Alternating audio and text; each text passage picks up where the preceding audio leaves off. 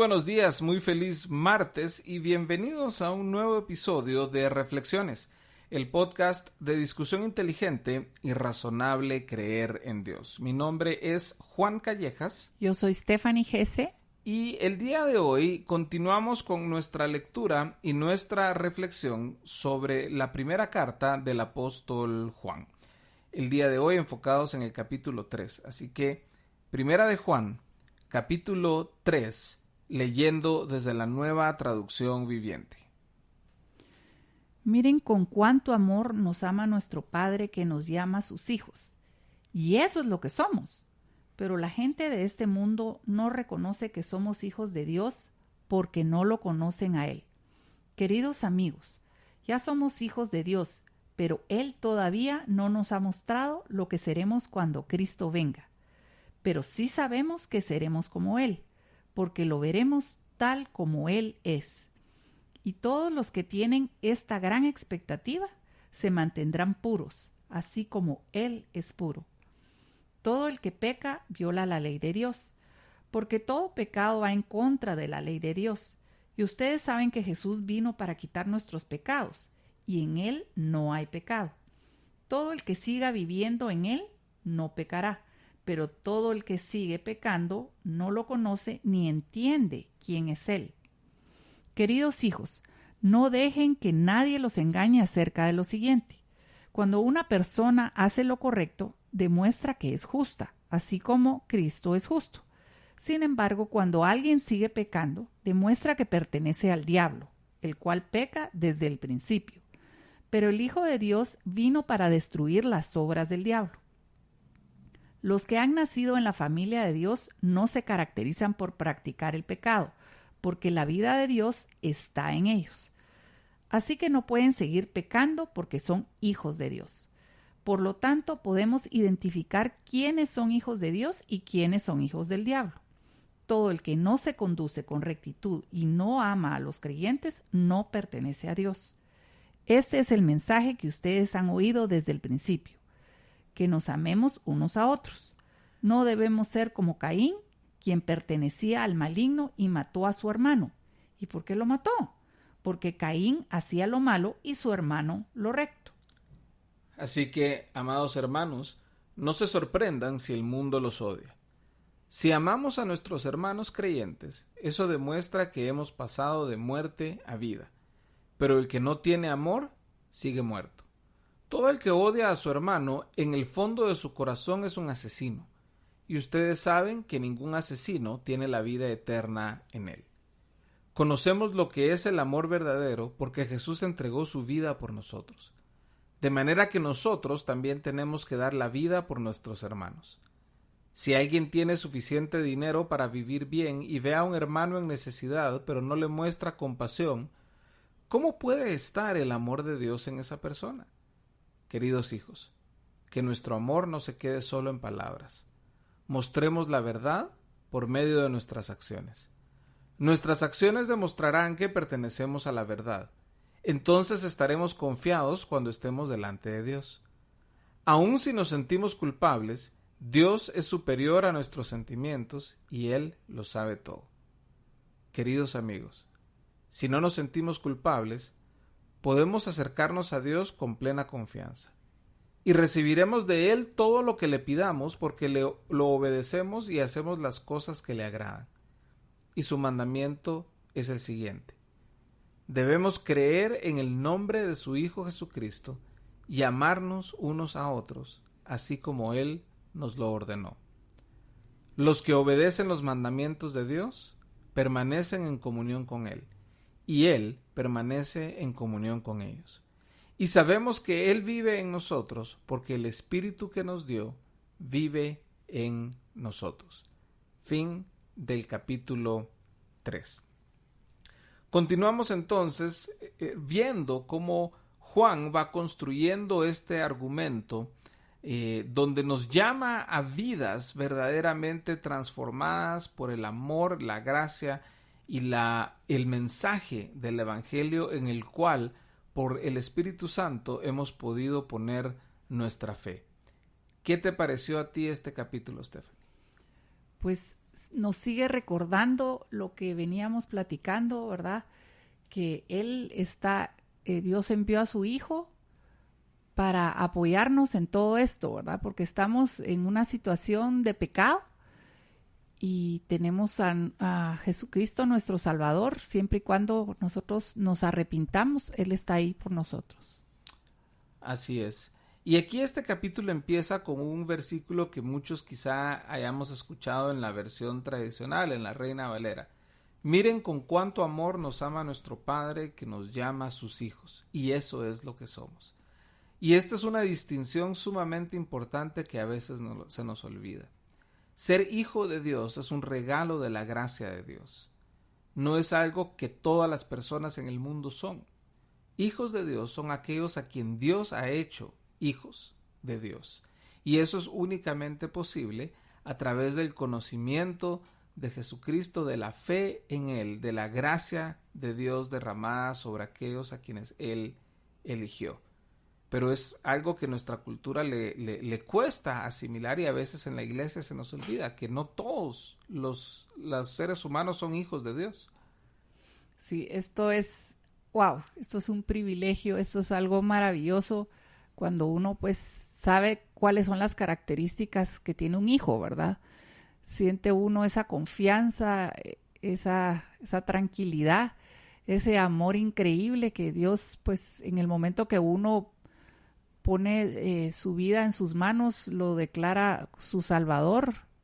En ese momento uno pasa a ser un hijo de Dios, y eso es algo maravilloso porque todos somos creación de Dios, pero hijos son solo los que creen.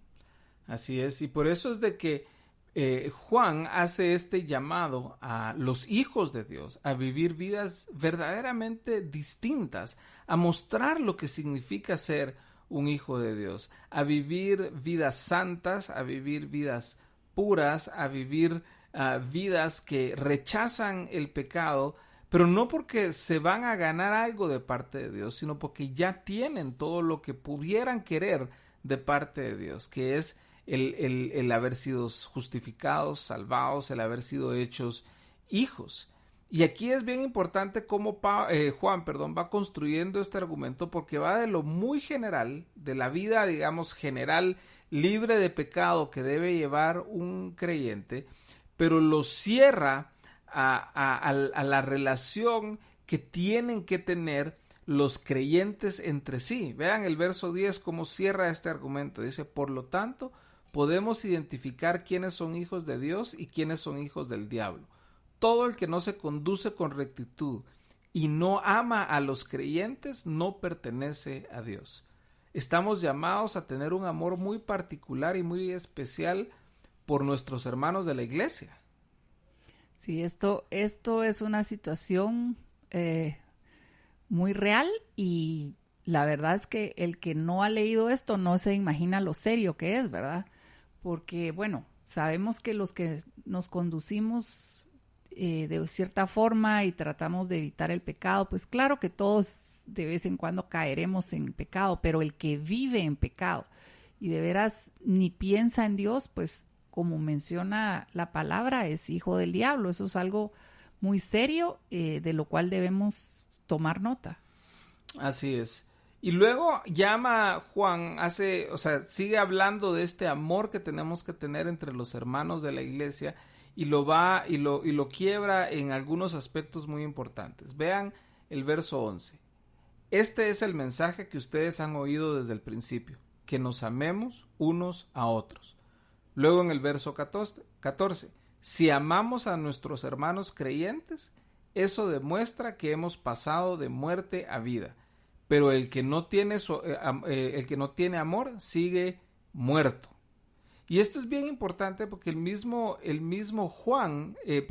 Jesús en el Evangelio de Juan dice que el mundo va a conocer que somos sus discípulos o que somos sus seguidores por el amor que nos tenemos los unos a los otros. O sea, el amor dentro de hermanos, dentro de la iglesia, es muy, muy, muy importante.